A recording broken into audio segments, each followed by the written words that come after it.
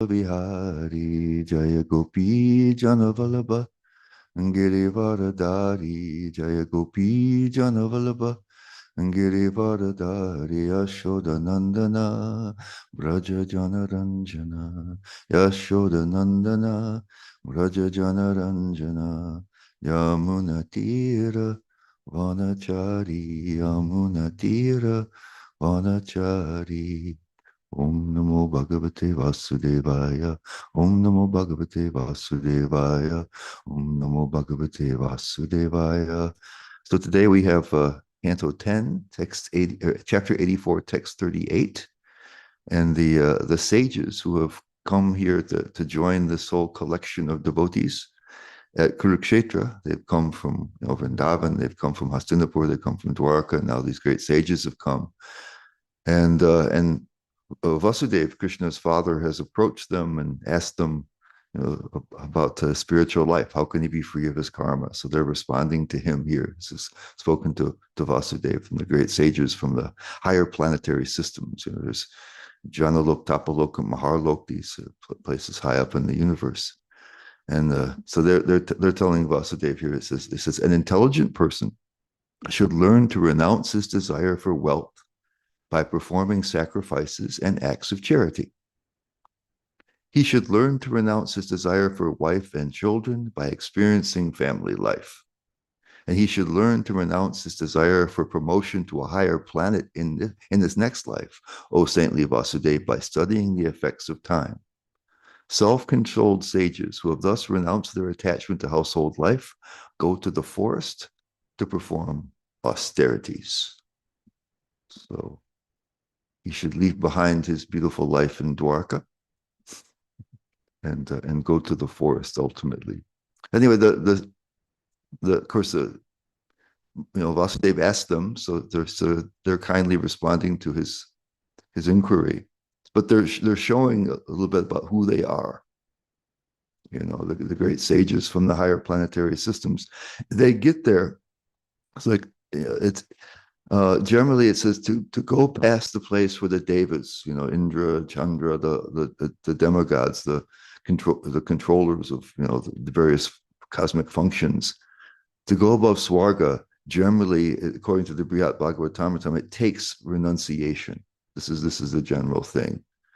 So you can by accumulating a whole lot of pious karma, punya karma, it's possible to take your birth in Swarga where the devas live. And but to go further than that, this is a higher, as you move up in the universe, it's a higher level of the mode of goodness. So to get to the higher beyond them, the demigods compared to us are much more in the mode of goodness. Animals in the mode of ignorance compared to humans are compared to us.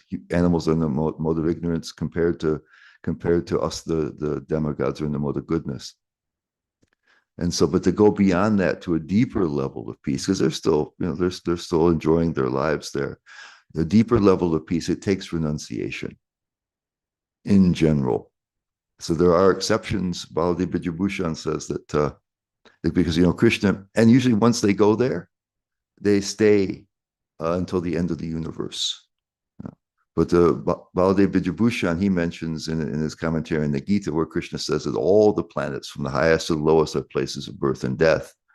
And so, you can say, of course, that everybody dies when the universe dies. But he says even during the course of the universe, there's death up there, because sometimes you have persons who perform extreme amounts of punya karma. And it says, like, if someone performs their duties perfectly for 100 lifetimes, they can go to become Brahma or go to his planet.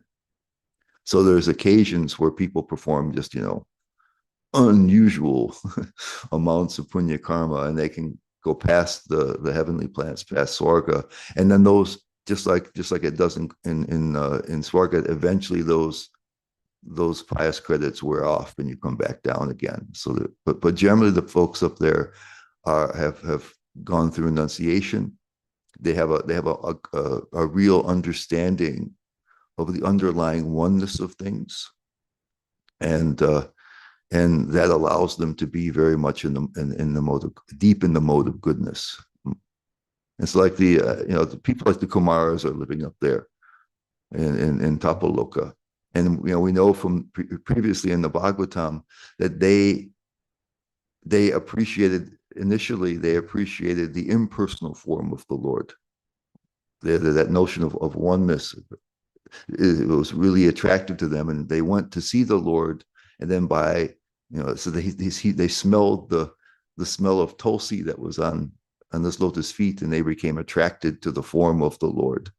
But generally in those places, there's a really high degree of appreciation for the oneness. Of course, in our philosophy, everything is one, right? But there's variety within the oneness, and there's a source of everything that exists, Krishna. But they're really into that kind of situation. So here they're talking a lot about renunciation and how, and it's kind of a mode of goodness process, right? Okay, first of all, just offer charity and sacrifice. Let loose from some of your cash, of your wealth, and see how you feel, right?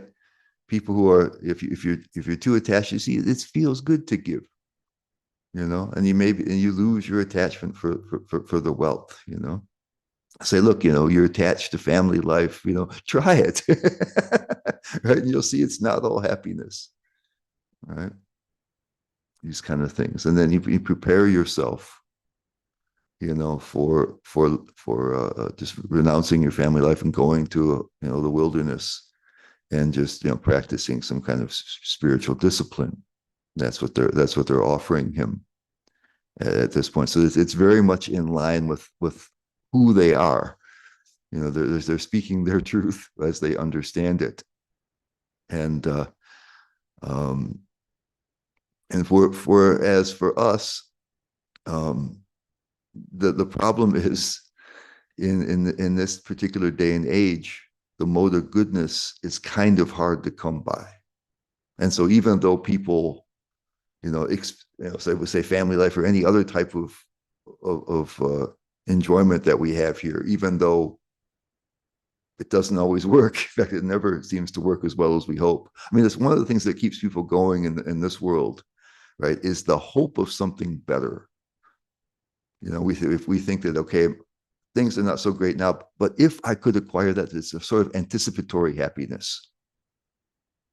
And so even though we find that once we get what we want, oftentimes it doesn't meet our expectations, then we grab onto something else. We don't have the wisdom to say, this doesn't work out.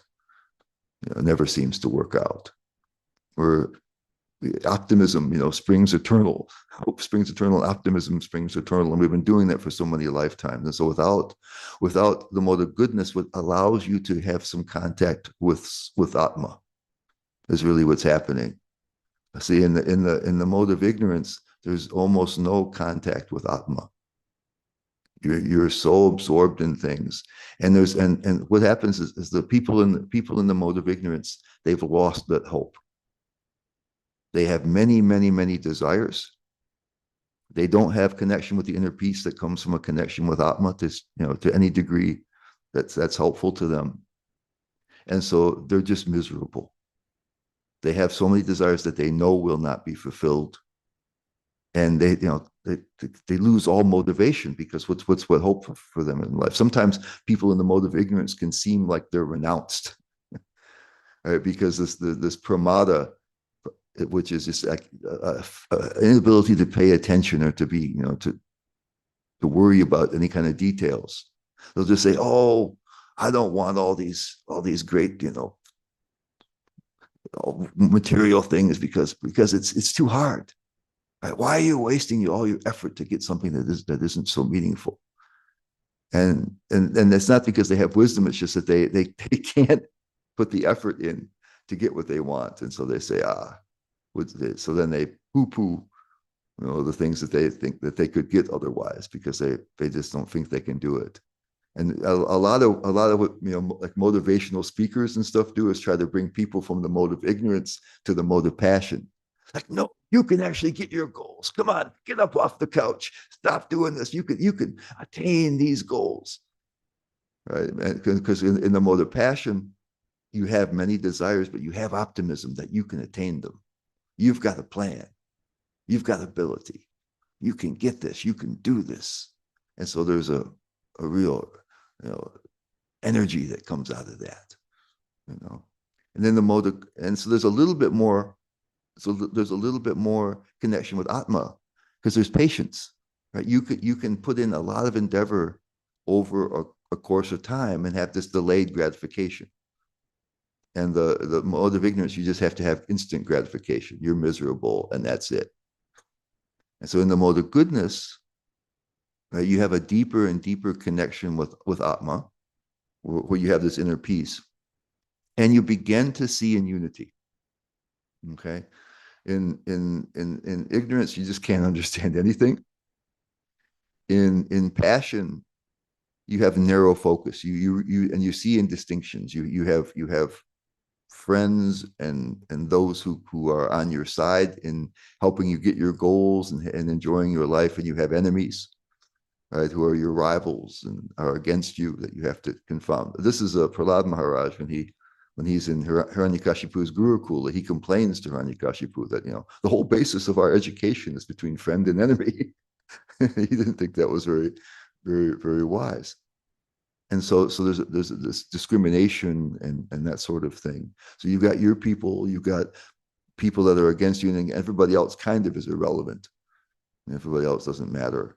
So it's kind of narrowly focused consciousness. And so in goodness, when you feel some level of inner peace, you begin to see how things are connected also. All right. When you're not, because when we're striving to attain a certain goal, we're really focused on that. And we need to see the differences. We have to get an edge, get an advantage. We need to discriminate between people in order to get a leg up on our goals and projects. Mm-hmm. So in the mode of goodness, there's a chance you see things more holistically. You see other people are a lot more like you than they are different from you. You see that there's a cosmic connection between things. All right. And as that goodness increases, you get there's a level of jnana and vairagya, that comes where you begin to see this underlying connection with everything. Right. And for someone who's coming out of the chaotic, miserable condition of the lower modes, this oneness seems very beautiful, right? The underlying everything is a certain oneness. What is the use of all the chaos? Right? And so they get very attracted to Brahman. The Gyanis, Prabhupada says, they can be attracted to Brahman, they can be attracted to Super Soul, they can ultimately, after many, many births, as the Gita says, can be attracted to Krishna, to Vasudev. Vasudevam Savamati. You see that he's behind the oneness. So initially, people who are dealing with the chaos of the world and feeling some inner peace will be attracted to the oneness, as the sages tend to be, that underlying oneness. So we don't worry about all the details of stuff. All this other stuff is chaotic. There's a novel written by the existentialist writer, Jean-Paul Sartre, called Nausea, and his character kind of sees the meaninglessness of the world, and it just kills him, that there's so many details and so much chaos. Like if you see a Zen garden, it's very, very abstract and very simple. Whereas if you see descriptions of Dwarka, right, it's beautiful, it's proportional, it's not chaotic, but it's very rich and opulent. There's so much there. And so when you're looking to get away from, all the differences and just enter into the background oneness, then you want something simple. It's like this. So this guy, he was like seeing the world as meaningless, but there was so much of it that it would make him sick. He would have this feeling of nausea. That somebody needed to take him to the character in this novel needed to take him to a Zen garden where he could have chilled out a little bit. Right? So and then if they go a little deeper, they can understand. Hey, wait, there's some interaction here. That's when you begin to understand Super Soul. Right? There's not just this complete oneness, but there's interaction. And then the details of the world are a little bit different. Now you have like a guide there. You're getting wisdom. There's some, because the oneness gets boring ultimately. The Prabhupada says that the people who are merged in Brahman, he says they get one place. He says they get lonely, right? Because we're meant for more than that. But it's a heck of a relief when we've been suffering for so long. And then it's only you know later that they may have an understanding that there's Krishna, or there's Vasudev, the form of Krishna, that's the source of the oneness. So for us, most people in the world, especially in the age of Kali, are quite deficient in the mode of goodness. And so the process of jnana, just kind of on its own, is not usually very practical for most people. And so what it says, that the qualities that the devotees develop are connected with Krishna. And it says right away in the second chapter of the Bhagavatam, right, that jnana and vairagya, knowledge and renunciation, are byproducts of bhakti. And all the good qualities we get are byproducts of bhakti. So we make that connection with Krishna, and other things are able to follow. Now it's interesting. So we will prioritize the form of Krishna, and the activities of Krishna. But it's also very important for us, if we want to attain a level of steadiness in Krishna consciousness, to interact with the oneness aspect. Our philosophy is simultaneous oneness and difference. And I was just reading in the teachings of Lord Chaitanya. Prabhupada was talking about this in the very, very first chapter. And he talks about how we need to understand, if we want to come to a place where we have firm faith and we don't have material desires, shanta or shama. He uses both of those words interchangeably. He says we have to understand the ultimate oneness behind things, that Krishna is present everywhere. So it's not just an impersonal one, but Krishna is present everywhere. He is the underlying basic principle of everything, and he's spread all over the place. And I think sometimes we've been warned against having the Brahman be the goal of our lives, that we're a little bit allergic to the notion of oneness. And I think that hurts us. And Prabhupada seemed to indicate that we have to understand Krishna's greatness in that way, that he's always present. We're not ever separated from him. And even that's the message, because it doesn't work for the gopis because they're on a different level, but that's the message that Krishna sends with Uddhava to the gopis, that I'm present everywhere. And for us, I think it's important to mix some of the sweetness of Krishna with that, okay? Because we know that if Krishna is, he's the controller of everything, the source of everything, and everything is existing on his existence, that he's present there. Super soul is present everywhere. It's in the very first purport of the Srimad Bhagavatam. Prabhupada's explaining how Krishna is, it says, directly and indirectly aware of all manifestations. And he uses the analogy of, he says, like the soul, says the soul knows everything that's going on with the body. And so he compares Krishna to the soul being like the soul of the universes. And so then Krishna automatically, because he's the soul of the universe, it's like his external body. He's aware of everything, and he's present there. And he says this is how you get steady faith, and how you are able to digest things and to deal with things in a favorable way in this world. And so when we're looking to just escape to the background oneness, all the details and all the messiness of this world are a real obstacle, and you want to get rid of them. A little bit comes back when there's notion of the super soul, because you're getting some guidance and that kind of stuff. But then with Krishna, it's a whole different world. and we have to bring into it um, the not the knowledge of who Krishna is, that is all, who is omnipresent and here in all manifestations. And what we know about Krishna, right, is that he is, like we said at the beginning, he's doing something which is far above peace, shanti. It's a particular kind of love, prema. It's a pure love. It has only the love means you have the desire for the welfare of the other. So I think it's even in the Bhagavad Gita where Prabhupada says that Krishna becomes the devotee of his devotees. So his only thought is the welfare of his devotees, and the devotees think only of the welfare of Krishna.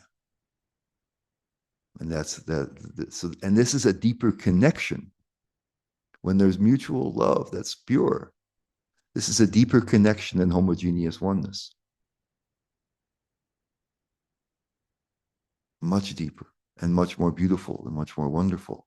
And so if we can understand not only that there's Krishna who's so powerful and majestic, and that helps us because if he's the controller and the source of everything, we should feel more protected than we feel right now. If we know that he's present everywhere, we should feel like we're being held by Krishna. Our own selves are Krishna's energy. Even us as a soul is our parts and parcels. So we should feel actually a lot more protected and safer than we do right now by not understanding that this is Krishna. It doesn't mean that everything has the same value. That's not true. Right? But how can we navigate through a world of all the chaos and varieties and begin to reciprocate Krishna's love? So I think what we need to realize is that, and especially here we have in this age, we have Lord Chaitanya, who's the most merciful and kind and worries about us. And so he comes here to us to help us because he's concerned about our welfare. When Krishna comes to this world, it's not for him. He's perfectly complete. He's got plenty of devotees. His pastimes are no problem. He's coming here not to come and straighten us up, get us online because we're supposed to be serving him. He's the master and we're the servant, and we're not acting that way, and he needs to rectify that. He's doing it for our welfare. He doesn't need our service, but he wants us to join him. He wants our welfare. He feels compassion for us. And so he's coming with that compassion. And he's trying, so that is radiating all around us if we're open to feel it. Our problem is that we've closed our hearts.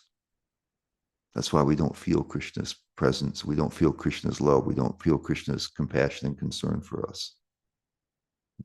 So it's a huge thing. And then what happens is that then how can we react appropriately in any given situation? Right? Because we'll find that we'll see Krishna one place and not another place. Why? And it's mentioned in the Bhagavatam, right? And also in the 11th canto. What is it? It says Bhayam Abhiveshana Dviti, Bhayam Dvinaveshana Shat. Or Bhayam Dviti. Anyway, it's fear arises when there's absorption in things that are separate from Krishna. That there's two things. Krishna is not everything, but there's two things. And your absorption in that causes fear to arise. And then in Chatur Shloki Bhagavatam, right, Maya is defined as is seeing something as separate from Krishna. And so, if we want to have an ongoing ability to be steady, right, to be able to be mindful of Krishna all the time, this is the idea of sadhana is to remember Krishna and not forget him. Right, that's what it's supposed to. And when you do that, when we can remember Krishna, we can begin to leverage his all attractiveness. Because right now, when we're unsteady, we remember Krishna, then we forget Krishna. Then we got to remember Krishna, try to keep remembering, and then we forget, and then we got to remember him again. And so the attractiveness of Krishna is kind of turning the light switch on and off. And so it doesn't accumulate in the way it would if we could see Krishna steadily. And so it's up to us to see how we can see with love. Krishna is that's Krishna's purpose. So how can we see the welfare, of others? And it's the welfare. Love doesn't mean either that we enable bad behavior in others, or that we become doormats. There's boundaries in love. In prema, there doesn't have to be any boundaries because it's mutual and it's complete. Here, it's not necessarily that way. So you don't not necessarily want people to be successful, right? If somebody is doing a lot of harm, you don't want them to have greater success in that. You want their welfare. You want them, and you may not be able to have much of a connection with them, but you wish them, you understand that there is somebody who's dear to Krishna, and you do the best you can. Maybe sometimes you may just have to love people at a distance. Maybe there's nothing you can do. But how do we encounter all the craziness of the world, all the different things, and feel protected by Krishna in some way, feel loved by Krishna, and react in a loving way? And this is something that can't be done overnight. You can't just decide that and walk out. You have to. It's something that's done moment to moment, hour to hour, day after day. And it takes some prayer, and I think it really takes some conscious practice to do that. This is the part of what cultivates the inner part of devotional service, the devotional part. And so if we feel protected and cared for by Krishna, and we understand who Krishna is, how kind and sweet and loving he is, it should begin to make a transformation in us. And Prabhupada says that causes us to have firm faith, and other material desires fade away. He says and he says it's the same thing as Shantarasa in this place in teachings of Lord Chaitanya. He says this Shama, this peacefulness, which leads to the other qualities of tolerance and sense control, all these kind of things happen. He says it's the same as Shantarati, the Shantarasa, which is the basis of all the other rasas. That Shanta is underneath everything. And so I really think as devotees, we tend to be allergic to the notion of oneness. We have a diverse oneness, and actually that's what makes it interesting. So this is why the world actually is useful to us.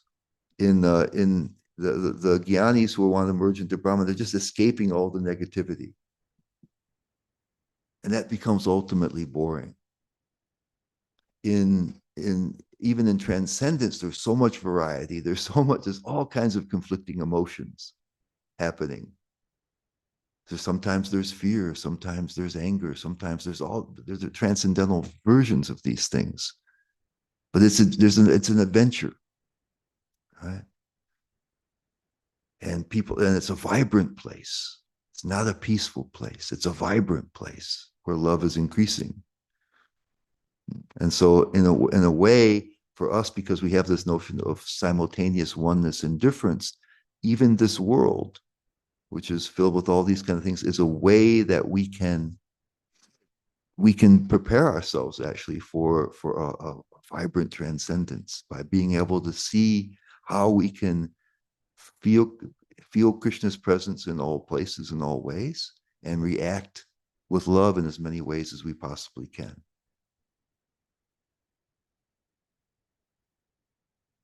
So there's generally we talk about there's Krishna's grandeur, greatness, majesty, and his sweetness, and they are kind of in one sense in Goloka Vrindavan, they pretty much forget his greatness. But what we need to do is remember that and add the sweetness to it, right? Because we start out in devotional service. You can. Bhaktivinoda Thakur mentions this in his Chaitanya Shikshamrita. He says that we may approach Krishna, for something material, to get relief from some problem or attain some desire. And that's a motivated thing.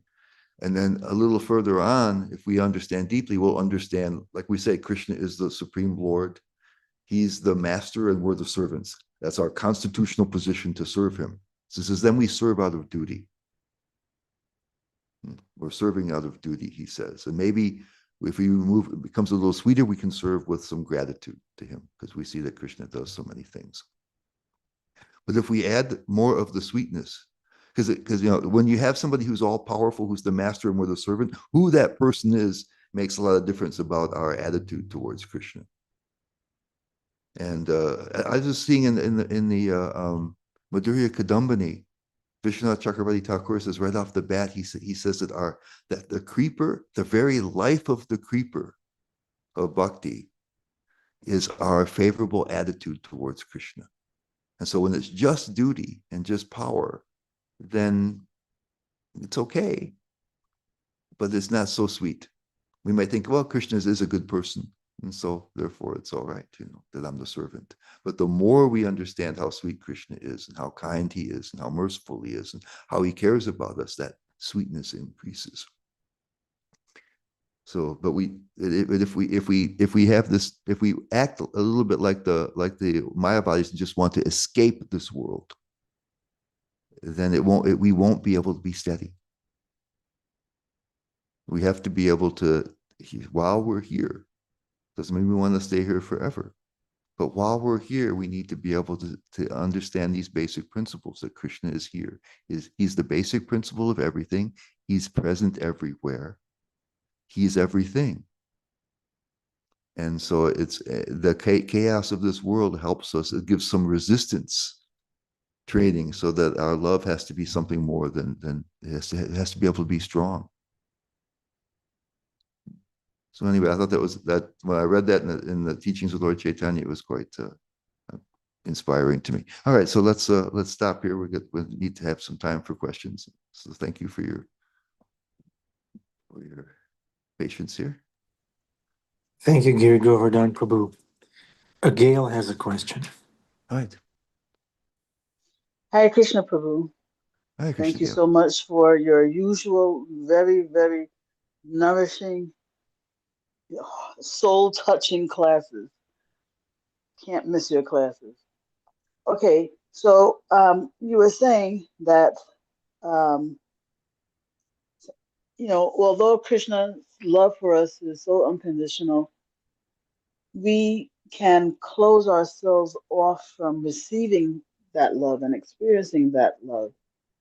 What are some of the ways in which we do that? And, what are the most effective and most powerful ways in which we can open ourselves up to experiencing that love that he already has for us? Well, one thing that can help, that can hurt us right now, even not to say that we're devotees, we already understand about Krishna. Two of the most powerful ways we can block Krishna, because when you love somebody, and even if you wish them well, you do not want to rob them of their agency and independence. You want them to be real also, right? So one thing you can do, if somebody who you think you love, you can smother them and try to control them and make sure they do things that are good for them. You take away their agency. And so Krishna doesn't do that, right? He allows us. So he allows us to either be interested or not. That's part of him giving us agency. Therefore, we can actually have a real relationship.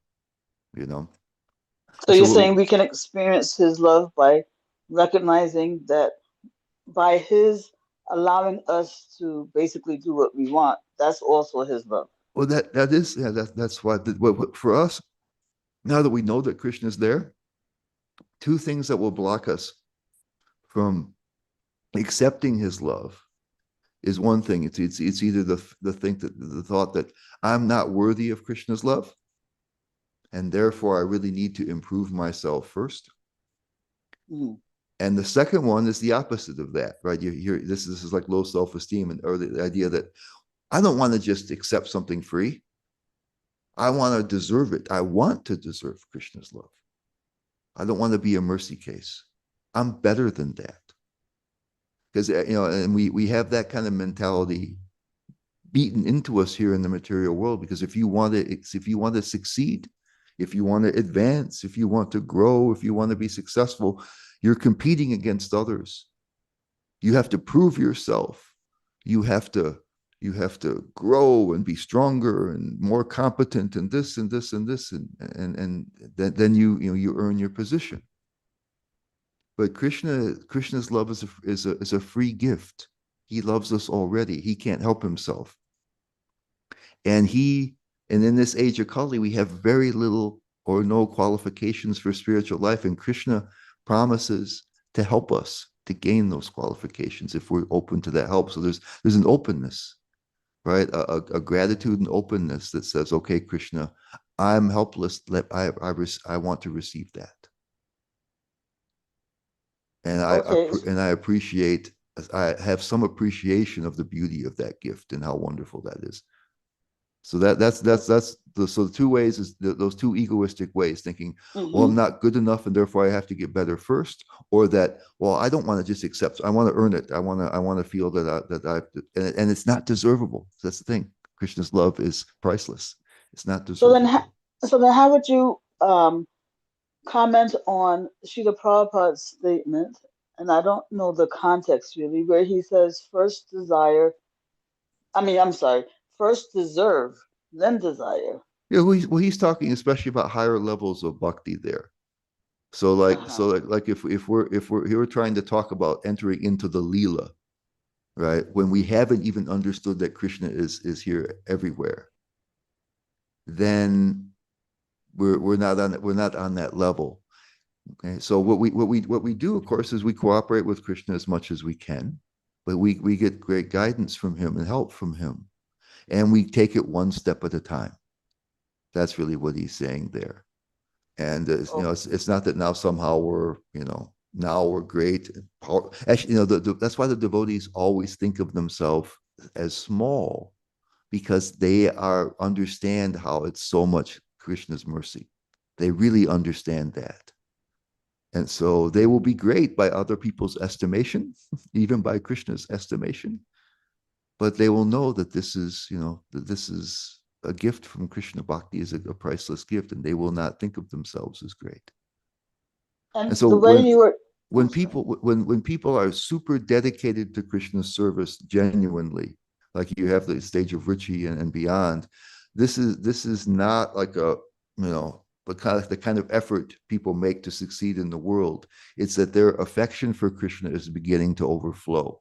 And we really need, like when Prabhupada talks about what devotees are and what characteristics they have, he oftentimes does not locate that description on the spectrum of bhakti. Right? There's bhakti is described, it starts from faith, shraddha, and goes all the way to prema. And devotees on different parts of that spectrum are very different from one another.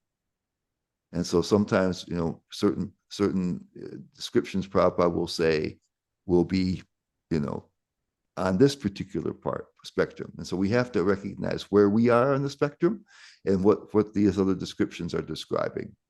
And that's the deserve before you desire. Mm-hmm. Yes. Don't try we want to follow in the footsteps and not imitate, as Prabhupada would say. We don't try to pretend we're something higher. We want to try to move in that direction. Yeah. And I'm not sure you confirmed my understanding before when I said the free agency that Krishna gives us, that's how we should recognize his love. Well, that's one that we can understand that we can understand that it's really love. It's not the desire to control or the desire for us to become subservient in a being compelled to be subservient. Okay. He wants us to freely choose him. Right. Beautiful. Because he wants to have a relationship. If we're compelled, that's boring.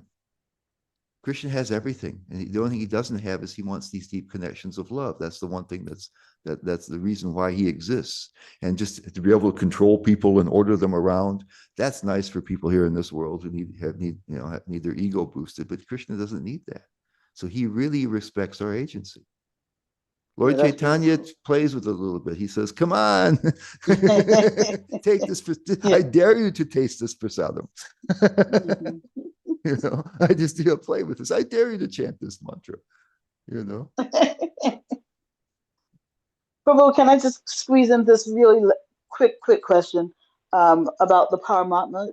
You said as people are I guess, tasting more and more sweetness in Krishna. Maybe that's not where you said it, but anyway, we're going Prabhupada was through the. saying that the gyanis they can aim either at the Brahman or Paramatma, and then if they get they come to the point of devotion, then they realize it's Vasudevam Sarvamati, like in the Gita. So that kind of goodness and jnana and goodness and renunciation can either lead you to Brahman, or you're thinking, oh God, escape from all this chaos, or then the Paramatma, you understand, oh, there's some interaction here. Yeah, this is the part where I wanted to Yeah. question you, is because my conception is that the Paramatma, he's that form of Krishna that is really just sitting back and witnessing and sanctioning, but there's not No, really he's this also guiding. interaction. He's guiding. Oh no, he's giving us. He's the one. He speaks to us through our intelligence. He gives us wisdom. No, he's more active than that. Yeah, he's giving us guidance, and we're just tuning him out mostly. But he's giving us guidance. Yeah, there's more than that. Okay, but there isn't like, I mean, like actual like kind of relationship that doesn't occur until this No, Bhagavan I mean, thing, no? there is a relationship. He's like he says he's one of the gurus. So so there's not rasa, right? But there's a connection there. That's why Krishna is there. See, we don't want Krishna, and so Krishna is invisible in the heart. Because of his love, he can't leave us alone, but he'll stay invisible, and he'll kind of secretly give us little hints that we can understand.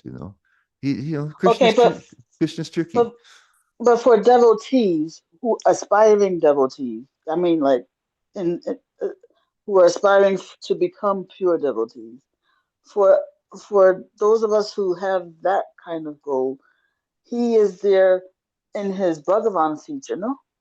Well, it says Krishna eventually will appear in the heart. Krishna himself. But otherwise, as long as it's Paramatma, that's still a form of Krishna, and it's part of Krishna's love, so we can feel happy about that. you know, Okay, no, Prabhu, no thank you need to very. be averse Yeah. to the super soul. No, not a verse. I just want to have the correct, the yeah, correct conception of the of yeah, which aspect of Krishna yeah. is Well, I mean, actually. we're interested in Bhagavan, sure. But Mhm. we don't poo poo either Brahman or Paramatma. Yeah. Okay, Prabhu. Thank you so much. Thank you, Giri Govardhan, Prabhu, and Gail. Krishna Chandra, I'm sorry, Vijay Krishna, Prabhu. Do you still have a question or a comment? Vijay Krishna, Prabhu. Last call for Vijay Krishna.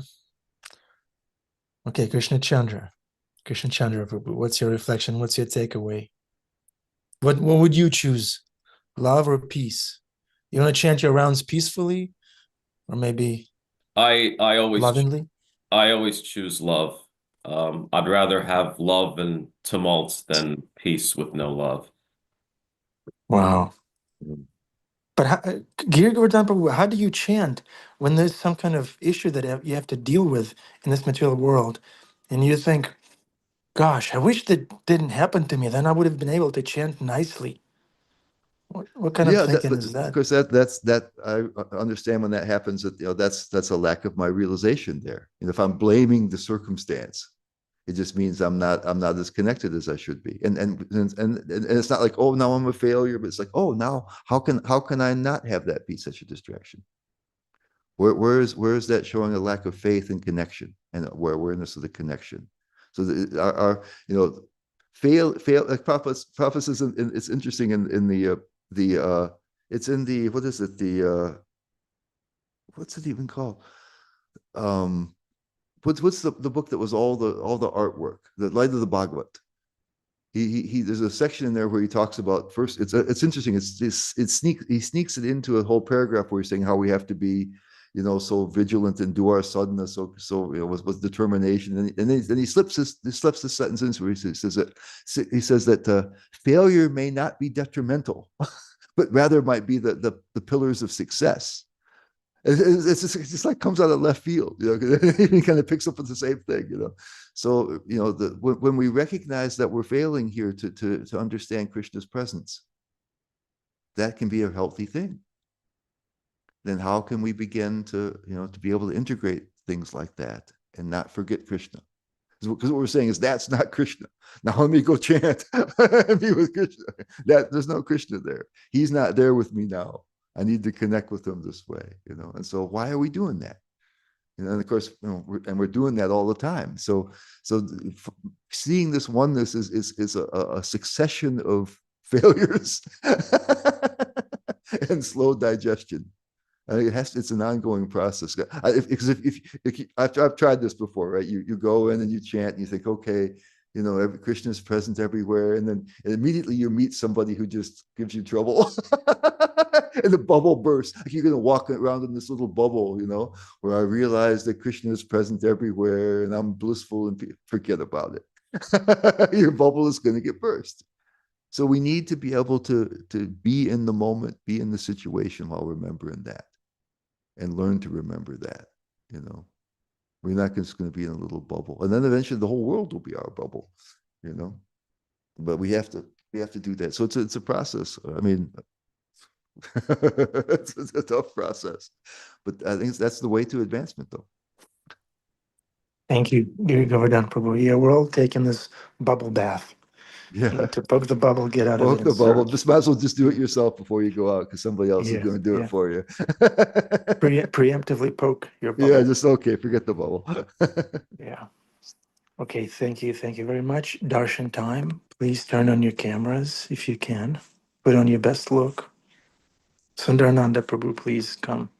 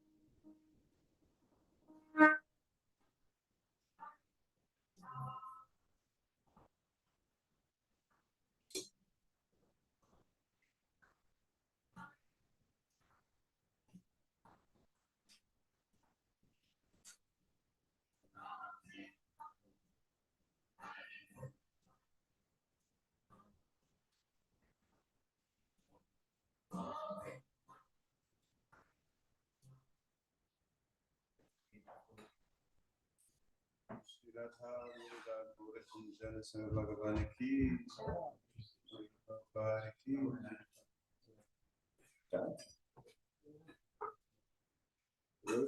spiritual master, your contain your devotional service.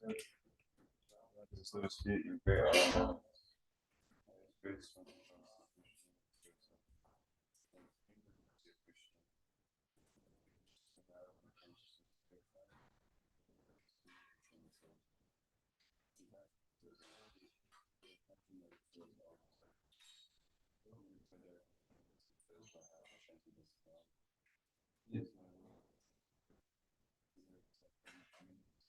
My ignorance is destroyed.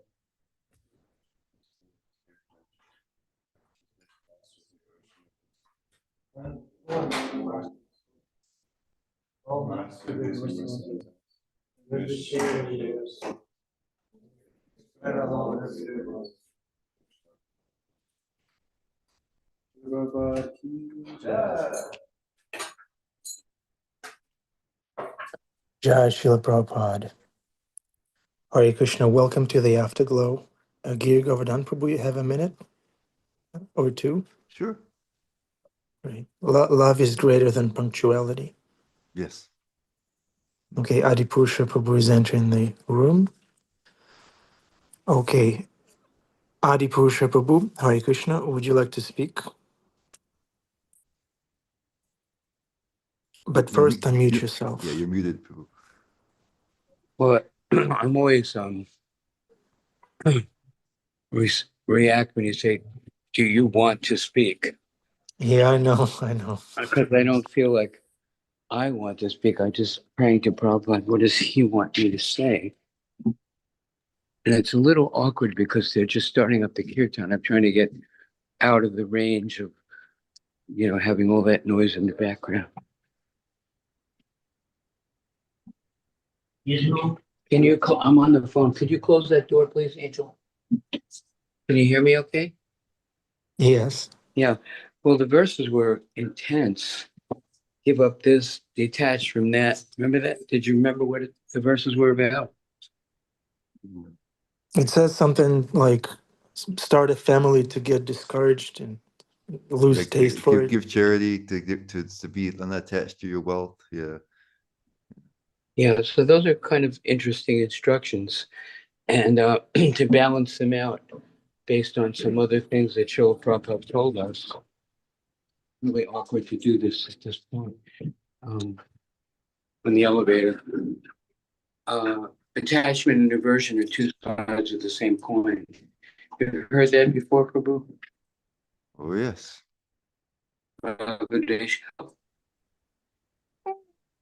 Can you hear us? I mean, you entered the elevator and pressed the button. We're losing you naturally.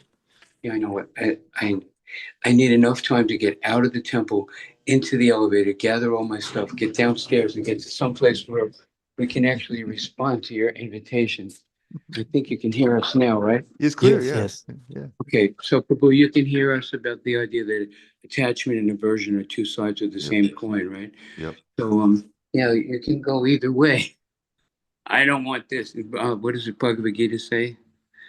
Everyone is born into delusion based on desire and hate. Ragadvesha. Yeah. Ragadvesha. That I want to speak, I don't want to speak, I want to do it like this, I don't want to do it like that. It's just me, me, me. And so to actually be renounced is to leave out our own personal, just like Krishna says to Arjuna, and be detached from success or failure, and just fight for me. So that loving exchange, you explained this so nicely. The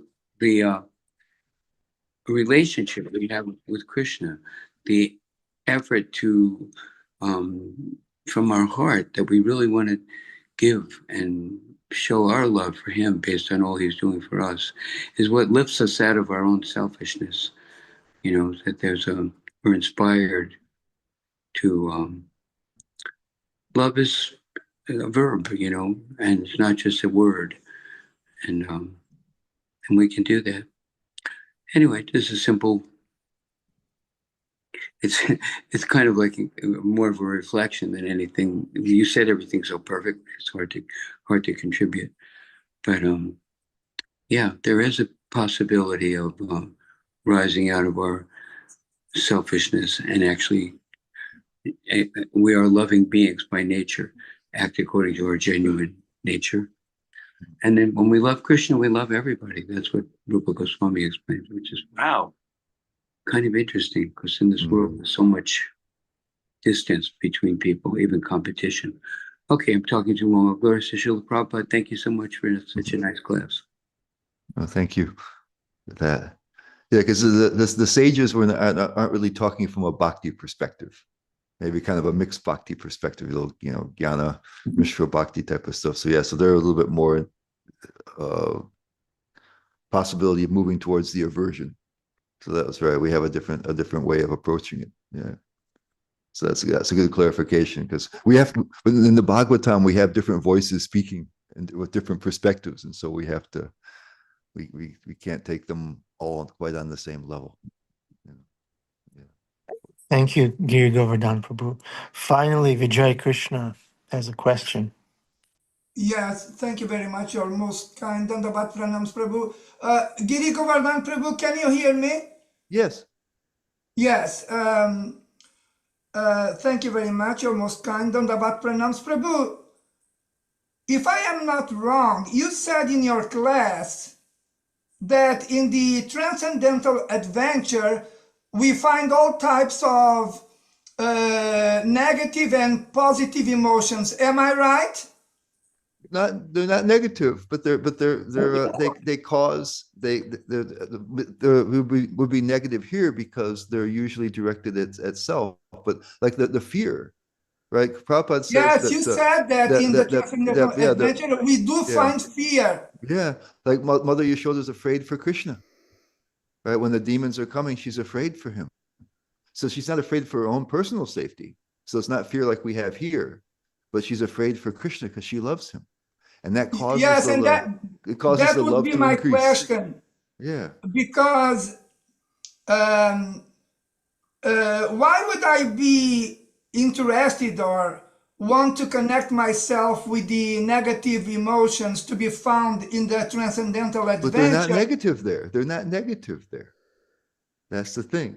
The whole thing there is she's afraid for Krishna. She's not afraid for herself. So it's a different experience. And that increases the love. See, when she's afraid, when Trinavarta comes and blows dust everywhere, they can't see. They're not even sure whether Krishna is still on the ground or whether Trinavarta has got him. And so they're in just anguish for Krishna. Not for themselves, but for Krishna. I'd like to put the guitar in there, Angel. Don't close then when he returns, thank you.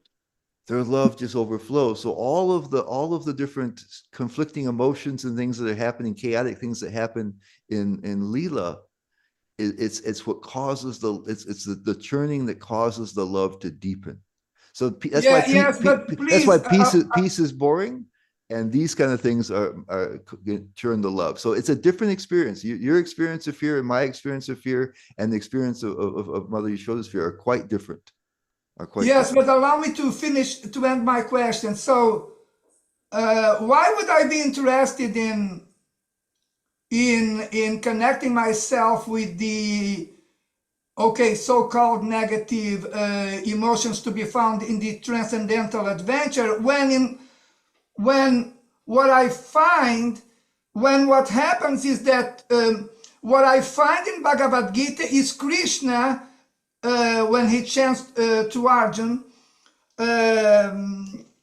about greed, anger, and lust, obviously three negative emotions.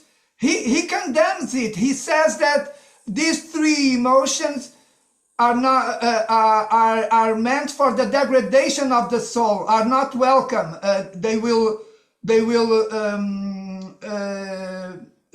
create impediments against your spiritual advancement. That is what Krishna chants to Arjuna about lust, greed, and anger, which are negative emotions. So those are the material. I insist on asking my question: why would I be interested in in the negative emotions to be found in the transcendental adventure when the negative emotions are being condemned by Krishna in his Bhagavad Gita? That is my question. Yeah, I actually already answered it. If you want to hear, I'll give you my answer, and you can accept it or not. That's of course your prerogative. But these Krishna in the Gita is talking about the material emotions that are based on selfishness. So these same emotions, when they're transcendent and in the realm of love, increase one's love. And it's not fear, it's not anger because I'm angry for myself or afraid for myself or lusty for myself. It's I'm lusty for Krishna's pleasure. I want Krishna's pleasure. I'm afraid for Krishna. I'm angry that maybe demons are, like Mother Yashoda is angry with Kaliya. So these are transcendent emotions that induce love. Krishna's not talking about those in the Gita. That's above the level of the Gita. He doesn't talk about rasa there. So we can't equivocate in those words. We're using the same language, but we're referring to two different things. Thank you, Giri Govardhan Prabhu. Krishna Chandra, followed by Jeffrey Eckler Prabhu. Thank you, Prabhuji. So I was thinking about that exchange, and what comes to mind is Srimad Bhagavatam, Canto 1, Chapter 8, verse 25, where Kunti Mata says, "I wish that all these calamities would happen again and again, so that we could see you again and again." And when we see the Mahabharata, obviously the Pandavas and Kunti Mata, they went through so much. So many trials and tribulations, things that could easily make us afraid. And my thought about when Krishna condemns fear, I kind of got the impression, because I feel like we're all afraid at some point in our lives, and I would dare say even frequently, because the material world's quite perilous. But it's when fear gets to the point that we don't take action, where it takes us away from what we should be doing, either our dharma or to embrace Krishna or Krishna consciousness. For example, the gopis, they did not allow fear to get the better of them when they go to the Ras dance with Krishna. Obviously, if it's in conflict with their familial duties, for example, they didn't let fear overcome. But I feel like the fear must have been there, at least in some form, but they overcame it. So those are my thoughts. Much of the time they were trying to do things in secret and things. They were concerned about the negative feelings they were getting from their family, but when push comes to shove, then they didn't. Otherwise, Vishwanath Chakravarti Thakur, he asks and answers the question, why does Krishna put his devotees into danger? And he says that when Krishna comes, just like with Kunti, she says that he never comes there unless they're in trouble, but then when he comes and rescues them, it's even sweeter than if he would just come in a normal way, right? There's drama there. Like I always like that when what is it to who's Kamsa's father-in-law, Jarasandha. He's kidnapped and conquered and imprisoned all these other kings, and they're praying to Krishna, to have him come there. And so Kamsa's going to sacrifice them and make a human sacrifice of them, and they're starving and all this kind of stuff. And so it's not a good situation. But when Krishna appears under those circumstances, right, it's so dramatic that their love just goes to the roof. And when Krishna sees them, he cries. Oh, and so the relationship becomes, it's drama. It becomes so much sweeter between them. It raises the level of love than if he just comes any other time. So he uses Vishwanath, he says in the wintertime warm water is pleasant, and in the summertime cool water is pleasant. So under the right circumstances, Krishna's presence can be even more wonderful. So it's all the ways that love is increased through rasa. Yeah. If everything is going according to plan, go get a ticket for Krishna and enjoy. Yeah. It's a joke, Adipusha Prabhu. It's a joke. Jeffrey Eckler Prabhu, followed by Jagannath Gopal. Hare Krishna Prabhu. Thank you for this class. As we are discussing this concept of fear, and reminded of the story of Kalia as Krishna's battling Kalia and dancing on his hoods. And there are moments during that fight where he's underwater and the gopis are so distressed that they can't even look. And the cowherd boys are cheering for Krishna, but also gasping. And Balaramji is standing there smiling. Yeah. Because that fear that they're feeling, that trepidation that Krishna may get injured or drown, is causing such attachment between his devotees and him. And I always think about what that smile would look like as Balaram stands there knowing full well there's no danger and that everything is under control. And that fear, that transcendental fear that you're talking about, is not a material fear. It's this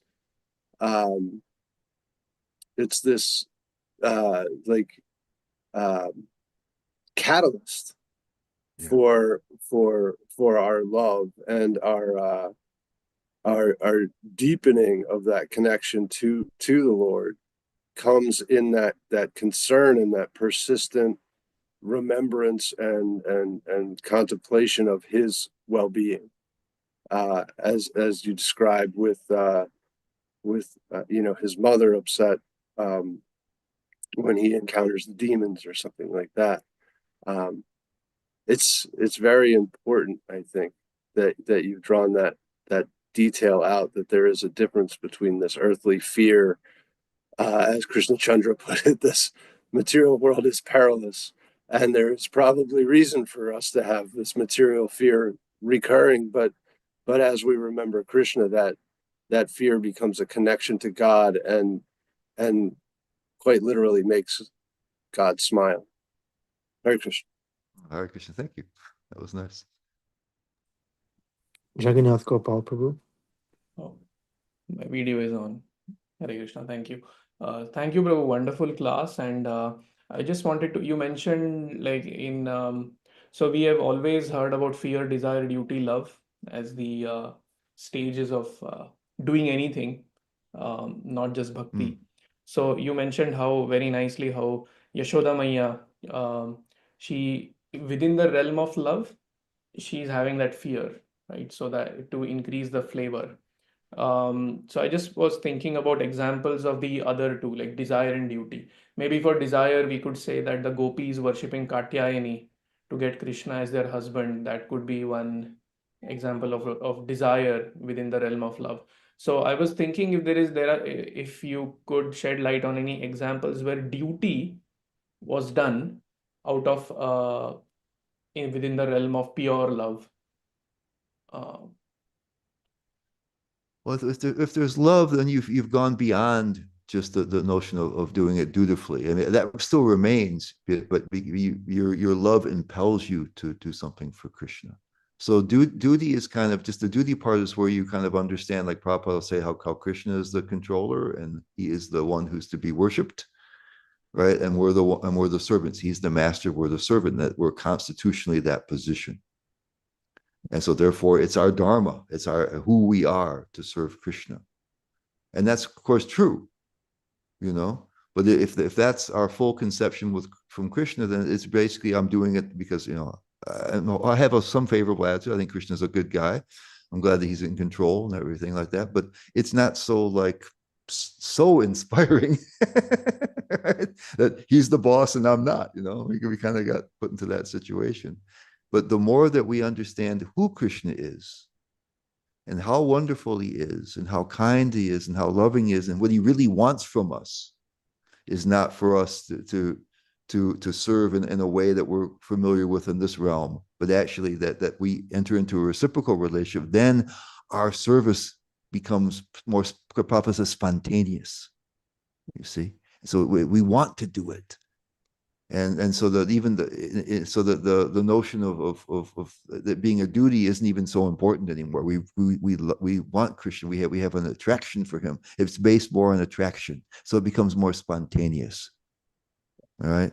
So at first there's that kind of wisdom, okay, and I accept it that Krishna is God, he's a good guy, and I'm his servant, I'm a small part, and so I want to harmonize myself with him. But when I realize who he is and how wonderful he is and how he cares about me, then I want to do it. Right? I want to do it. Like like Prabhupada uses it gave a class in 26 Second Avenue in 66, and he talks about this spontaneity. He says, just like a mother, right? So I mean, the mother has a duty also to their children. So sometimes that duty has to come out when their children are giving them too much trouble. But most of the time they serve them out of love. They want to do it. And so that's the duty part is just more where it's more intellectual and more, abstract, and then it becomes more concrete and more loving. Sure, thank you, Prabhu. Thank you. That was very nice. Sorry, my video is not working for some reason, but my emotions are of gratitude. Hare Krishna. Thank you. Gail has a one sentence question, and we'll wrap it up with it. Okay. Hare Krishna Prabhu.